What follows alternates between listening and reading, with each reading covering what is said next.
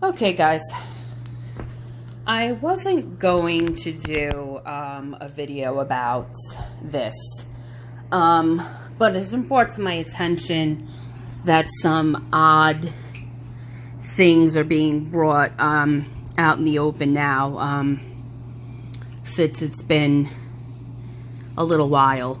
So I figured I'd do it now. I wanted to see how much info came out before I did a video on him.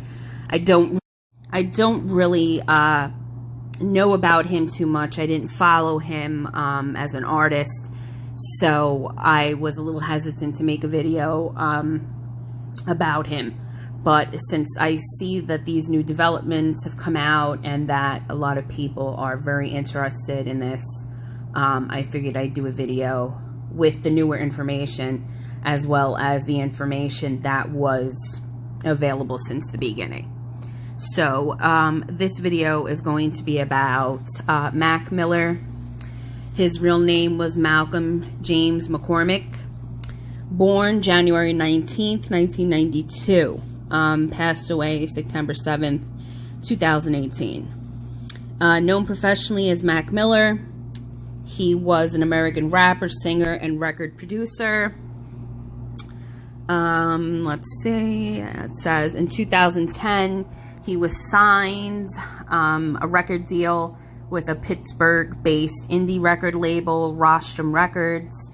He subsequently began recording his debut studio album, Blue Slide Park, and released it on November 8th of 2011. The album went on to debut at #1 on the U.S. Billboard 200 chart, making it the first independently distributed debut album to top the chart since the Dog Pound's 1995 album, Dog Food. In early 2013, Miller launched Remember Music, his own record label imprint, named after a friend who died. Miller's second album, Watching Movies with the Sound Off, was released on June 18, 2013. In January of 2014, Miller announced he was no longer signed to Rostrum Records, and in October of 2014, it was reported Miller signed a record deal for him and his label Remember with Warner Brothers Records. He also served as a record producer under the pseudonym Larry Fisherman, producing music for SZA, Vince Staples, Little B, AB Soul, Riff Raff, Smoke DZA, and himself. And Miller died of a suspected drug overdose on the 7th of September of 2018. Okay. A little bit of his early life. Malcolm, like I said, was born January 19, 1992 in Pittsburgh, Pennsylvania, the son of Karen Myers, a photographer, and Mark McCormick, an architect. His father is Christian and his mother is Jewish. Miller was raised Jewish, had a bar mitzvah, and celebrated the Jewish high holy days. Because of his religion, he was described himself as the coolest Jewish rapper. In a rival response to Drake's own claim to be the best Jew in the rap game, he was raised in the Point Breeze part of Pittsburgh. Miller attended Winchester Thurston High School and Taylor Adrees High School. He began piano lessons at age 6. In high school, Miller decided to focus on his hip-hop career, later noting, "Once I hit 15, I got real serious about it, and it changed my life completely. I used to be into sports, play all sports, go to high school parties, but once I found out hip-hop is almost like a job, that's all I did." Miller is a self-taught musician, played piano, guitar, drums, and bass. Okay. Says here that he first started rapping at the age of 14. Prior to that, he wanted to be a singer.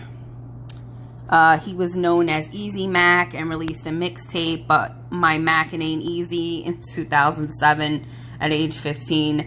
Miller was also part of a rap group, The Three Spoken Together, whether fellow Pittsburgh rapper Beatty. The Three Spoken released a mixtape, How High, in 2008. In 2009, Miller released 2 mixtapes, The Jukebox prelude to Class Clown and The High Life before getting signed to Rostrum Records.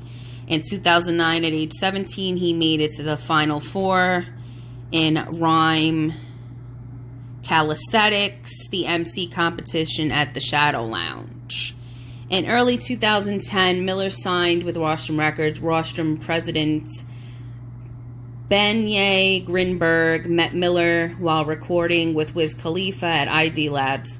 Although Grinberg started giving Miller advice, he didn't show any interest in getting involved with his career until the artist began work on the KIDS mixtape, which was, he later told Hit Quarters, Greenberg noticed a maturity in his sound and approach to his music. But by that point, Miller had started attracting interest from different record companies, but chose Rostrum due to its location in his hometown and association with Wiz Khalifa. Kids was released by the label in August 2010. The mixtape was inspired by the movie Kids, a significant breakthrough in late 2010 when Miller embarked on his first tour, the Incredibly Dope Tour, selling out every location. In 2010, he won 2 awards at the Pittsburgh Hip Hop Awards. Okay. 2011 to 2012, Best Day Ever in Blue Slide Park. Miller's 5th release was a mixtape, Best Day Ever, featuring the single Donald Trump and hit songs Wear My Hat and All Around the World. The mixtape featured mainstream producers such as Just Blaze, Ninth Wonder, and Chuck English of the Cool Kids. On November 22nd, 2010, his first single, Knock Knock, premiered its video on YouTube. On March 29, 2011, he released an EP called On and Beyond. The 6-track work was produced by Rostrum Records. Miller announced the title of his first album, Blue Slide Park, on his YouTube channel on July 5th, 2011, set a fall release. In September 2011, it was revealed that Miller would release a mixtape titled 92 Till Infinity, hosted by DJ Jazzy Jeff prior to the release of Blue Slide Park. However, the release did not happen, and it was since then left in planning. Miller featured on Maroon 5's remix of their hit song Moves Like Jagger. Miller released a 13-song mixtape called Love Life, Thank You, featuring Sir Michael Rocks of the Cool Kids, Taylor Kellaway, and Bun B on October 14, 2011. In November of 2011, Blue Slide Park debuted at number 1 on the Billboard 200 within the first week. 144,000 copies were sold. This was the first independently distributed debut to take the number 1 spot since the Dog Pound's 95 release of Dog Food, which I mentioned before. Miller was one of the 11 rappers featured in XL Magazine's annual Freshman Class List of the Year. In 2011, his first TV appearance took place in VH1 show Single Ladies. He played a fictionalized version of himself that succeeded in selling one of his mixtapes to one of the main characters. Also in 2011, he was part of MTV Jam's Fab 5 Artists. Miller uploaded a trailer on YouTube for his long-anticipated music video, Missed Calls, on February 15, 2012. It was released on his YouTube channel June 22, 2012. On March 23, 2012, Miller released his 7th mixtape called Macadelic. He released Loud as a single from the mixtape. Loud peaked at number 53 on the U.S. Billboard Hot Shot 100. Miller also released a video for Thoughts from a Balcony. In June 2012, Miller premiered on the song On a Roll, available on YouTube. On a Roll is performed by Miller and produced by Pharrell Williams from future collaboration EP titled Pink Slime. On August 7th of 2012, Miller released a further single from Pink Slime, Glow, available for free download. On September 1st, Miller released another free song called Plane Car Boat, which features West Coast rapper Schoolboy Q and was produced by himself. Miller released an iTunes exclusive EP entitled You under the name Larry Love Stein and the Velvet Revival on November 21st. Rather than rap, the EP features Miller crooning over lounging jazz instrumentals. Okay. So then Miller announced Pink Slime would be released by the end of 2012, and that his second album, Watching Movie with Sound Off, will be released in 2013.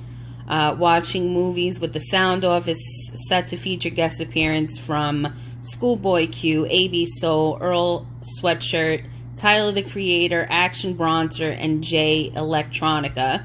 When speaking of the album, Miller said that it's very introspective, very personal, so it's kind of throwing it all out there and seeing what happens. He also announced his plans to finally release 92 Till Infinity with DJ Jazzy Jeff in early 2013. Prior to his release, Miller was featured on a 6-episode reality series titled Mac Miller and the Most Dope Family on MTV2. It featured the production of Watching Movies with the Sound Off and premiered on February 26th of 13. The first trailer was released on January 20th of 13. Then he got his deal with Warner Brothers here. The Divine Feminine, July 28th, 2016, and debuted its first single, a single DAG, featuring guest vocals from Anderson .Paak. The album was released September 16th. So he was pretty busy. His personal life, he said that he became addicted to the combination of prethozine and codeine, known as the purple drank or lean, which he began taking to manage the stress he was under during his Mechadilactic tour in 2012. In January of 2011, Miller told Complex, "I love lean, it's great. I was not happy, and I was on lean very heavy. I was so fucked up all the time, it was bad. My friends couldn't even look at me the same. I was lost." At the time of Miller's addiction, his childhood friend, Jimmy Merton, said, "I saw him in that mentality I remember being in. You're getting fucked up because you feel like you need to. You're trying to get away from everything." How much he was drinking, it's unbelievable that he stopped. It's definitely one of the most impressive things he's ever done. Miller quit taking promethazine in 2012 before he started the shooting of his reality show, Mac Miller and the Most Dope Family. Miller was in a long-term relationship with a woman he met in middle school for 4 years until April of 2013. Many of the songs on his mixtape, Macadelic, were about their relationship. And then he dated singer Ariana Grande from August 2016 to May of 2018. Legal issues. Upstate New York, Miller and his friends were arrested for possession of marijuana, which they spent a night in jail. Lord Finesse filed a $10 million lawsuit against Miller, Rostrum Records, and Daf P on July 9, 2012 for the use of sample of fitness song Hip to the Game, used in Miller's 2000 mix song Kool-Aid and Frozen Pizza in January 2013. The lawsuit was settled out of court with stipulations kept confidential. In March 2015, the band Aquarium Dream filed a $150,000 lawsuit against Miller for sampling the band's song Yesterday Was So Nice Today in the song Therapy on his 2014 mixtape. Miller was arrested in May of 2018 on charges driving under the influence in a hit and run after allegedly crashing into and knocking down a power pole and fleeing from the scene with 2 passengers. Police arrived at the scene, ran Miller's license plate, obtained his address. Miller confessed to the crash. When police arrived at his home, Miller was taken into custody and released on $50,000 bail. Now, mind you, that was right after his breakup. So, you know, that must have upset him. Miller died of a suspected overdose. Okay, I'm using the word suspected. In his Studio City home on September 7th. He was found unresponsive around noon that day after a friend called for an immediate dispatch for a patient in cardiac arrest. According to the 911 call, Miller was pronounced dead at the scene upon arrival of authorities. He was scheduled for a video shoot that day. An autopsy was done, but the cause of death is yet to be determined. Okay? Now, I'm going to go into what's being said at the moment. This I found interesting. It says police will focus investigation on party held at Mac Miller's home before he was found dead in his bedroom. Amid claims the property was swept clean of drugs before officers arrived. Okay? Rapper is thought to have died from overdose, but cause of death is still unknown. Miller found by friends at LA home after party and pronounced dead at the scene. Police now say he could have been dead hours before a 911 call was made. House may have been swept clean before emergency services arrived. Police will focus on a party Mac Miller held at his home the night he died on Friday as they continue to investigate his death. Law enforcement sources say Miller had been dead for long before emergency services arrived at his Los Angeles home, and only a small trace of white powder was found at the premises, leading them to believe it had been swept clean. Now, how many entertainers have we heard this about? We heard this about Whitney Houston. We heard this about Prince. We heard this about Michael Jackson. There's always this little small trace of white powder found by them. As officials believe the rapper died of an overdose, sources say the condition of his home made no sense because a person who had overdosed would not have the foresight to clear the house of drug paraphernalia. Okay? So if it was cleared of drug paraphernalia, it wasn't cleaned by him. Okay?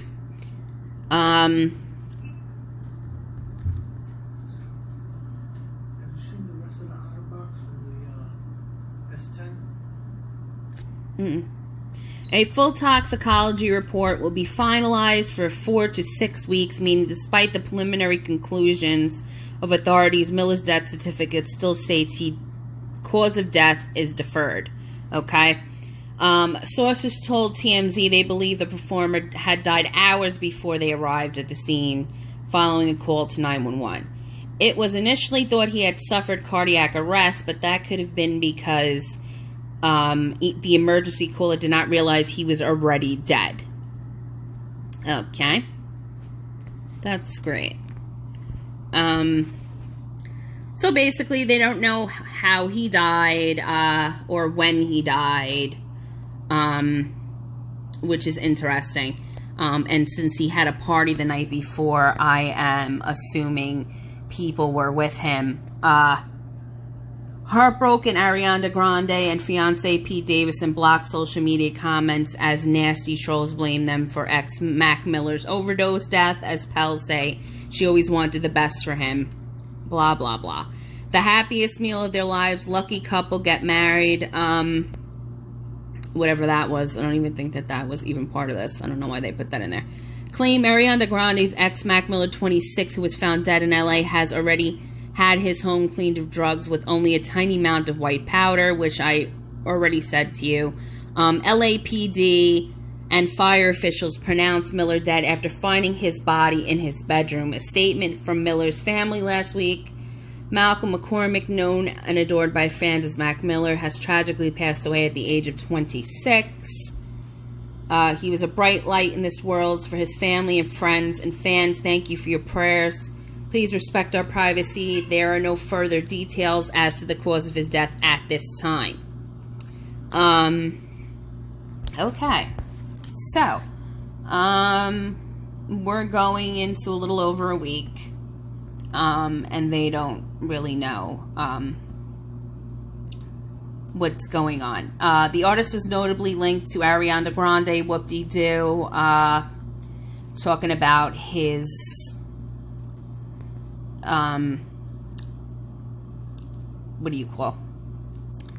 run-in with the police after his drunk driving incident, which I'm not going to keep mentioning because, I mean, whatever. That's not why he was dead. Okay. Here it says Mac Miller was dead for many hours before his body was discovered. His bedroom 911 call has learned that now a spotlight on the party at Mac's home the night before. Okay, so if he had a party the night before, I'm pretty sure people were there, I would assume, when he was dying or when he was dead. So why it took people so long to call for help, I do not know. Okay? Apparent overdoses, they're saying he wasn't breathing, he was unresponsive with the tiny white powder crap, you know. Basically saying, once again, the house was swept clean to hide evidence of drug use. Really, when you're going to overdose, you really don't care who finds out that you overdosed because you're going to be dead. So I don't see that as him doing it. So now it's undetermined. The coroners are waiting for toxicology results, which typically take 4 to 6 weeks. Had they wanted it to be a little bit quicker, they would be. Okay? So I guess they're not too much in a rush about finding out how he died. Guess that's not really that important to figure out, people. But as anyone dying at a young age like him, right in the middle of his career, just, you know, things getting better for him, and then right away, you know, him overdosing. Some are saying that he was somebody's sacrifice, and, you know,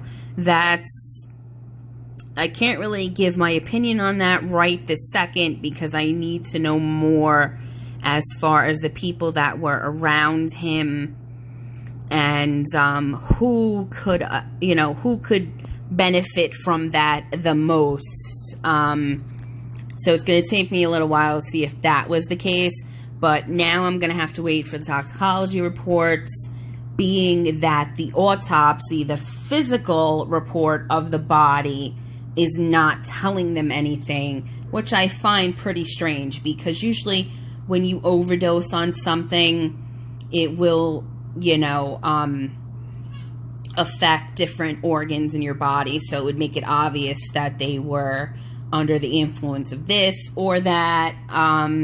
So for them to be leaving this totally undetermined makes me wonder that there was absolutely no physical evidence of a drug overdose, or there was no physical evidence of anything that they thought was out of the ordinary in the autopsy report. So I'm wondering about that too. That's a little fishy. And now 4 to 6 weeks for his toxicology report. Let's hope it's a little quicker than that. That's going to tell me a little bit more, obviously, what he was on, what he took. And it's very possible that the house was swept of all drugs because he was murdered, not overdosed. So it could have been a lethal dose of something somebody brought with them and took back with them. It doesn't necessarily mean that they swept the house. It could have been something somebody brought and didn't leave behind. So let's wait for the toxicology. Let's see what happens with that. And I'll definitely make a follow-up video on this when there's more information for me to break down. Because right now it would just be straight speculation. And I like to have some kind of fact behind my speculations. I don't like to just speculate off of nothing. But I'm seeing this more as, with my gut, I'm seeing that somebody gave him a lethal dose of something and made sure he was in a private place like his bedroom and shut the door, and everybody left and didn't know that this kid was dead. So that's what I'm going for. So we'll see what happens. If there's any sign of that, any fentanyl in his system, something that could kill him quickly without people realizing he was dead. but we shall see, people. All right? Thank you guys for listening. Okay, guys. I wasn't